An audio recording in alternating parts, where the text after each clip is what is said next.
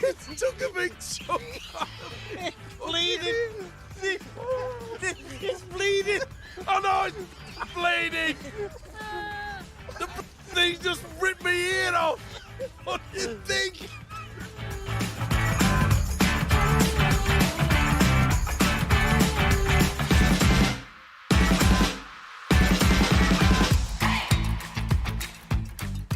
Hello again and welcome to another edition of Eddie and Stevo, the podcast. Now, domestically, we're done and dusted, of course.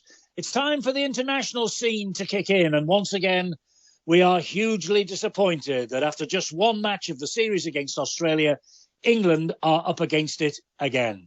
Huge crowd at Wembley on Saturday, but an all too familiar story. England 6, Australia 26. Stevo, give us your thoughts first of all. Desperately disappointing, wasn't it? Absolutely woeful. I've never come to the point where I wanted to change my ticket to go back to Sydney in Australia on the following Sunday or Monday. I just could not believe that we looked like a side that didn't know what we were doing together. First off, the Aussies were just as bad, which is to be expected, Eddie, when they come over to this country. We knew they were going to be slow starters. We said on our podcast that England must get off to a flyer. And there's no better time to get off to a flyer is in the opening 10, 15 minutes. Well, to be fair, Stevo, we held them for 20 minutes and we didn't look bad. But then reality really kicked in. It's a harsh fact. I'm sorry. Australia, as usual, too big, too strong, too quick. The English players gave their all. I've no doubt about that. But man for man, the Aussies, they're simply better than us, aren't they? Yes, we understand that. And that's why I say we just get into them and we make them feel like it's a contest. We've done it for years. OK, we haven't had the result. But the last time that they met, there was only, 6 or 7 points between us. And at one point, we were leading in the second half. There was no chance of that. Even though Australia were not playing well, it was second half, a little bit different, wasn't it? You've got to take it into consideration as well. We all knew that Walsh, great player, on his debut for Australia, he would have been full of nerves. So what do? We kick the ball 30, 40, 50 metres downfield so that he can collect it with no one around him and gain 20 or 30 metres forward before anybody could get to tackle him. It was a dream opening for him. Australia, what did they do? They didn't kick deep. They kicked high, about 15 metres, 20 metres, to give the chance of the people onrushing for the man who's receiving it in an England shirt got absolutely mullered. And a couple of occasions, Australia got the possession back. Why did we keep kicking to the man who turned out to be the man of the match? We just kept feeding him. Unbelievable.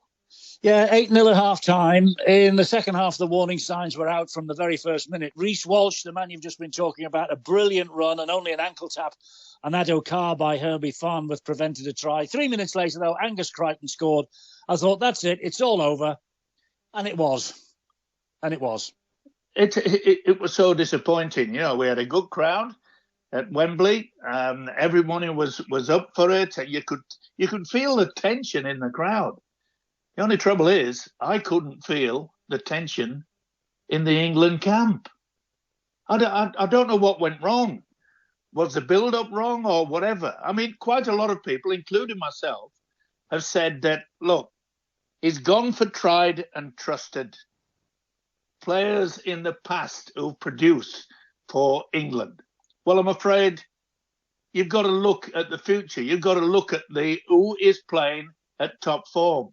A lot of people said to me, why didn't you pick Connor? Well, the fact of the matter is we haven't got a Harry Grant, a Reece Walsh, a Nathan Cleary, a Cameron Munster. You know, have we? Let's be fair. So where does Sean Wayne go from here? He was disturbedly, deeply upset, dismayed after the game. He and we expected so much more, but I don't think he's got that many options, has he? AJ Brimson, he's got to play in the second test, has he? But is he the key to a victory? AJ Brimson. Well, to be fair, it'd be far better, Brimson, than we had our fullback. Look, Welby was nowhere to be seen. He hasn't had a great season. And to be fair, it just didn't come up to scratch.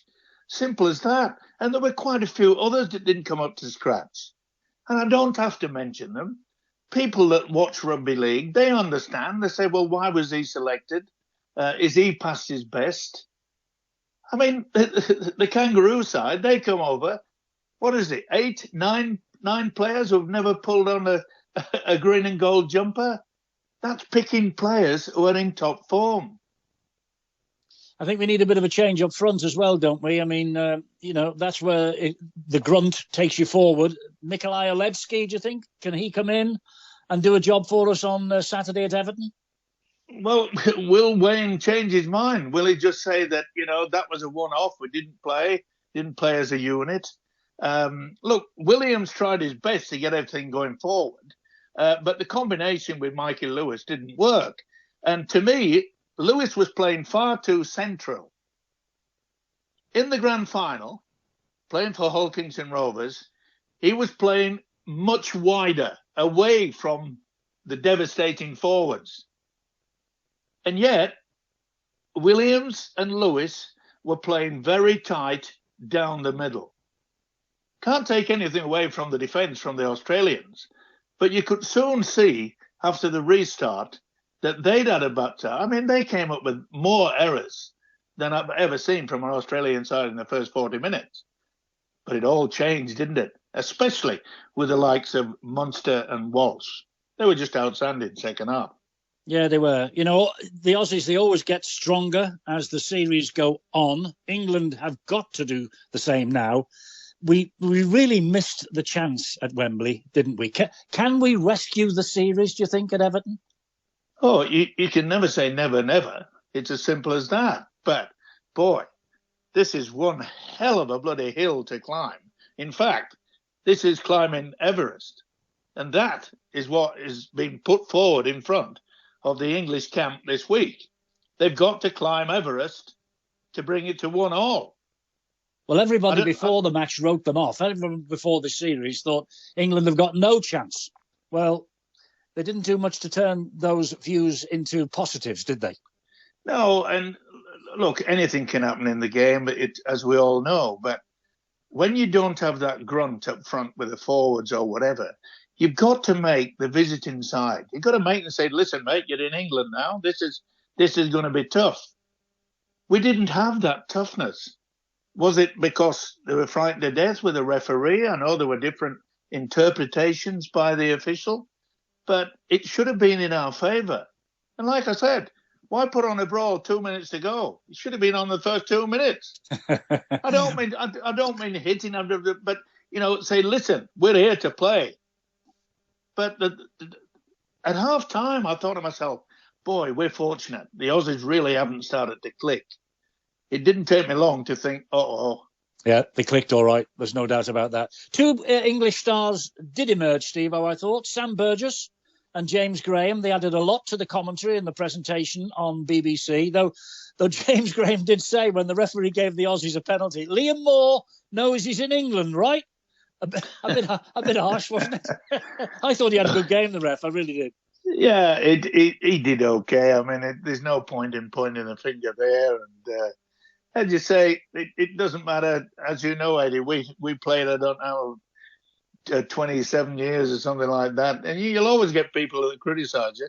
They even criticise you and I now, and we don't work on television anymore. Look, it's eyes down, look in for Saturday. I mean, it's win or bust, isn't it?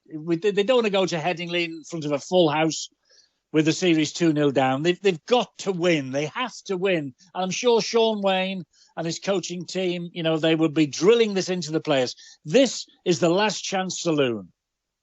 Oh, without a doubt. First of all, Lytton, he's got to start. And as you mentioned, AJ Brimson, he's got to take the full back position. He's a versatile player. He can play in the halves if he wants to.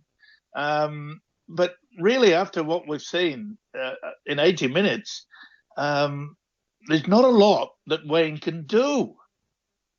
Because the majority of the side, I mean, I felt sorry for Farnworth. I thought Farnworth he tried his best or whatever, here, there, and everywhere. But you've got to play as a unit. You've got to play as a team. And we didn't. We didn't see the beautiful touches that we've seen from Michael Lewis. We didn't see the touches that we know that Williams can do, especially with a little grubber kick. I mean, it was from Williams that a couple of grubber kicks could have gone our way. But that man Walsh just knocked on and stopped the overlap. Yeah, I know. Out wide, we had a couple of chances, but down the middle, I'm afraid not. I mean, Harry Grant, he just took over control in and around the dummy area. He was just outstanding. He, to me, is the best hooker I've ever seen play our greatest game of all. Harry Grant is superb. Well, I'll be interested to see him in the flesh on Saturday because I'm going to Everton. I want to have a look at the new stadium and I want to have a look at England. And I was hoping I'd be watching them clinch the series, but I'll settle now for 1-1. I think you'll do the same, eh? Of course I will. As I say, look, anything can happen in 80 minutes, but I'm afraid we've got to have a different attitude. We've got to have a different sort of attack. The kicking game was woeful. I mean, Walters has come out and said we were shocking first half, and yet they went in 8-0 up at half time. I suppose that he would think that we can't get any worse. We'll get better, and boy, they got better. It's as simple as that. I mean, it's difficult to be able to turn something around, but I've seen it done before.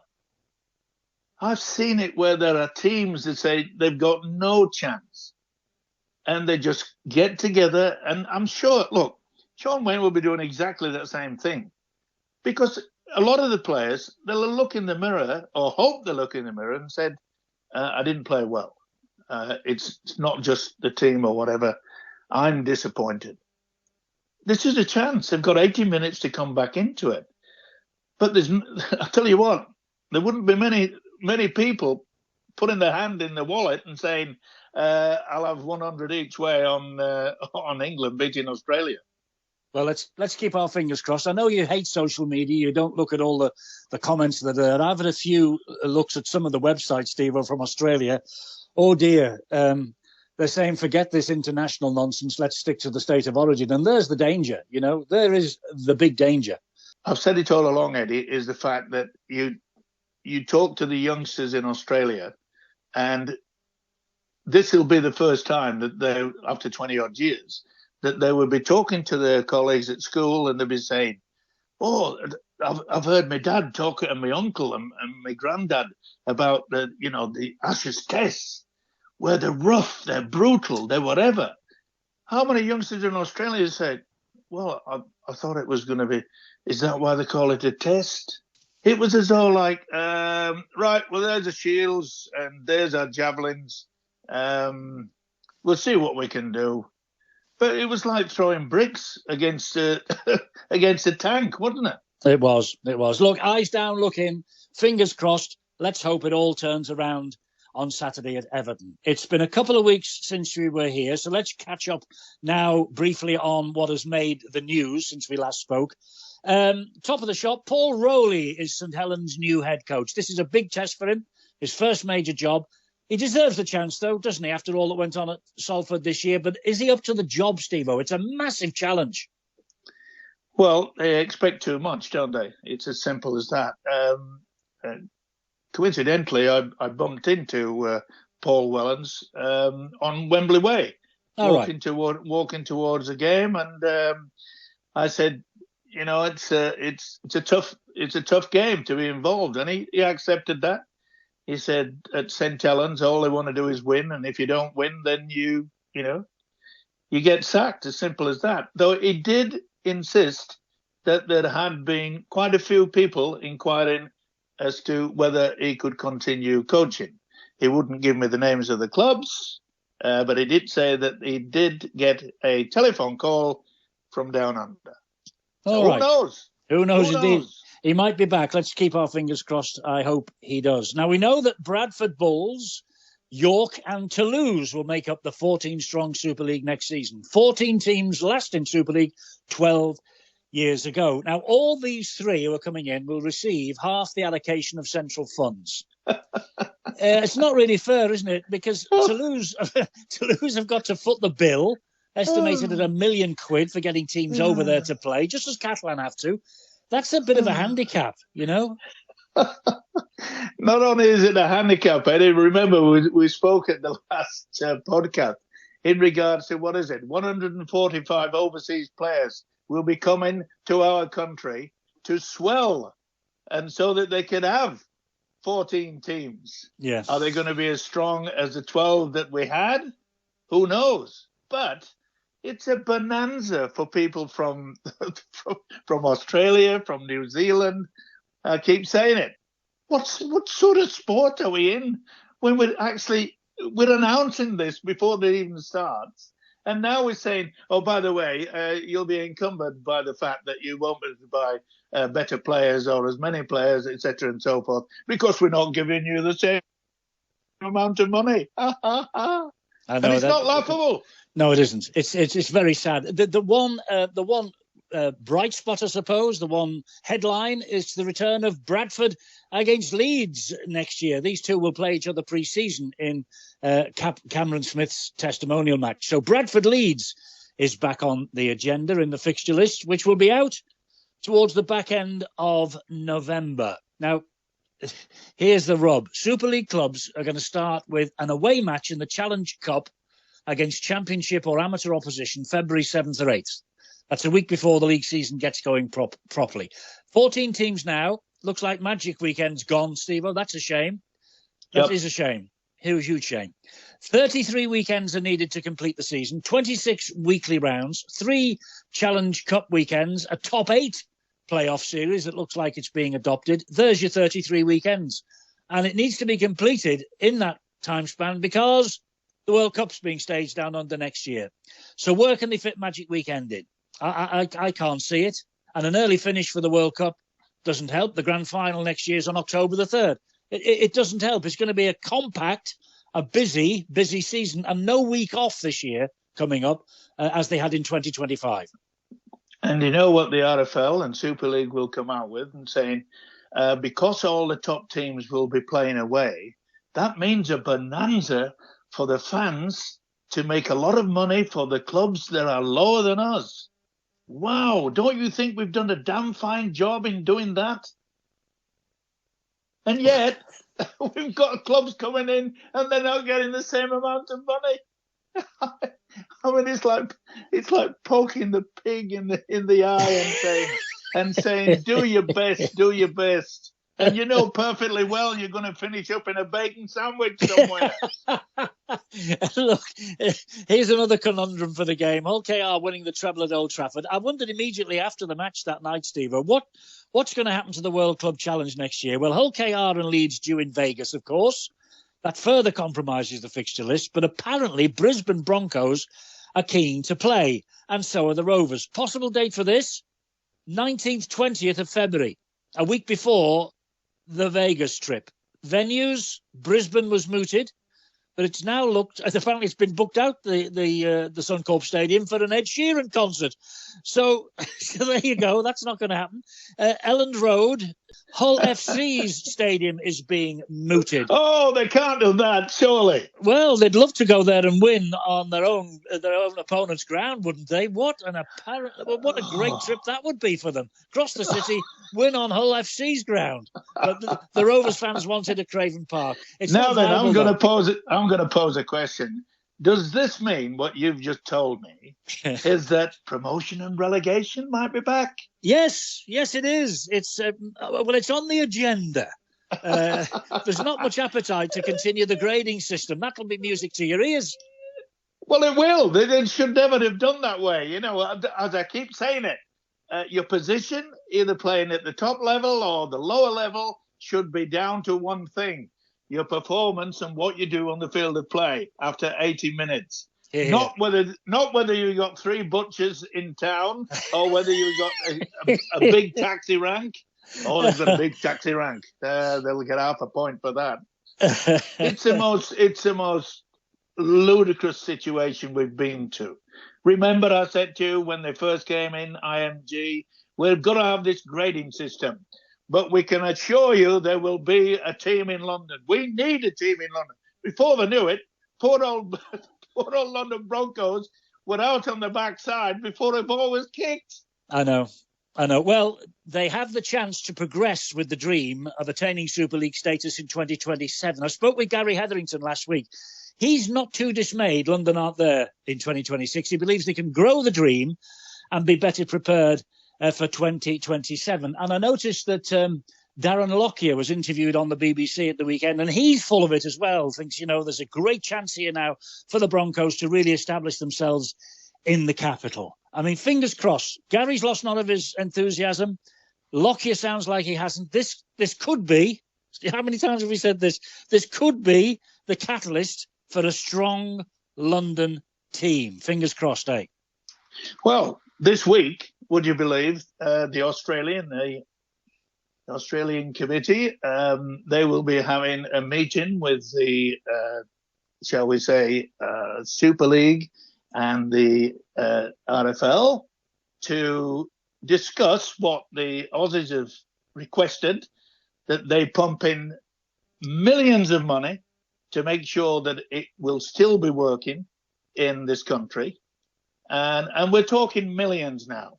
And we're talking about they're on the verge of wonderful new TV contracts down under, where there's millions being pumped into our game. And I can understand what the Australians want. They want to take control, all right? Evidently, they only want 45%, but they want to be able to run it as the way that they should be run. And I reckon that they've got to sit down and not be, I've been on this committee for so-and-so, so-and-so. We've got to look towards the future. The Australians worked hard at it to ensure that we had this Ashes test after 20-odd years. This should have been the turning point. Is this the first move that we've got the London side, which is going to be backed by the millions? Eventually, they'll come through. I know they said they're not too disappointed, but you just watch and see how many great players that they bring over. Well, isn't that talking against yourself and arguing against yourself? They'll bring over a load of great players for London, and that's all happy and hunky-dory, but the 140 you're talking about going into Super League, going to kill the game, you've just said. I don't run the game. I'm just making suggestions. and everyone says, thank God for that. Yeah, look. What's wrong with getting on my high horse? Not at all. What is wrong with me saying what I feel should be done? You've done that for 30 years. What's the matter with you? Yeah, I know, but the thing is, Eddie, is that I don't want to run the game. I want to bring in people who can run the game. And when they did this long-term contract with the IMG, I don't think any sport ever in the world, what was it, 10, 14 years? 12. How can you sign a contract that long? Well, you did at Sky. You had 30 years at Sky. Every year, renew. They never gave it more than 1 year. I'll tell you. Oh, I'll tell a lie. Maybe it was 2 years. But what I'm saying is that we've got to look at all avenues. Vlandy was over there at Wembley, and they're having this meeting this week. In fact, they might be having the meeting whilst we're talking now. And let's hope a little bit of common sense comes through to it. Evidently, when they were all discussing all these new things that are happening, Sky didn't even get invited to make any comment. And they're pumping millions into our game. And have done over the years. They never invited anybody from Sky to discuss things. I tell you what.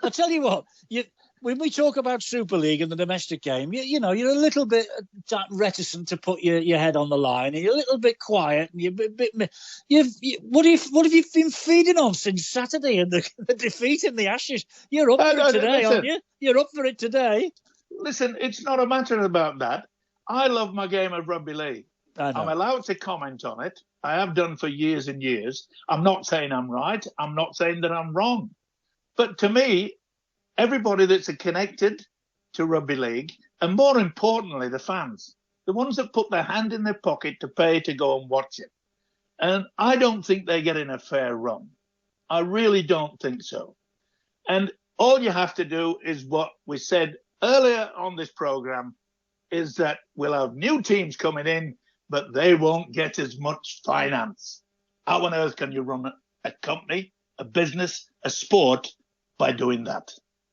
Well, let's hope the sport prevails, Stevo. And I'm just going to end with this. The name Sinfield, never very far from the news in rugby league. Kevin's son, Jack, has left Leeds for Wakefield in 2026. That got me thinking how difficult it must be for the son of a legendary player to follow in his dad's footsteps. But to be fair, Wakefield won't be worrying about that. They've got a tremendous young talent in Jack, haven't they? They certainly have. And as I say, they'll have quite a lot of talent coming over as well. Wakefield are on the up. They know that. But when you look at the bottom line, Eddie, the reason why Wakefield are on the up is because somebody's got a bob or two behind them. Yeah. I keep saying it. It's all about money. And money is the root of all evil. Hey, I tell you what, whatever you've been taking this week, keep on taking it. It'll be fantastic next week when we go 1-1, Stevo, in the series. I hope you're right. I hope you're right. I tell you what, I will bow down on that new Everton stadium if we win. Good lad. You're going then, are you now? You're going. You said you didn't want to bother coming to Liverpool. You're going now. Well, if someone comes up with a ticket... You've got no chance. It's cost me a fortune. Listen, I'll see you next week, and we'll, as I say, we'll rejoice. We'll put the English flag up. We'll put St George's Cross up on the houses, and we'll be 1-1 in the series. There's my prediction for you. Well, you can do that, and I'm off now to take some tablets. Keep taking them. You're doing well. See you next week. Take care, Tom, man.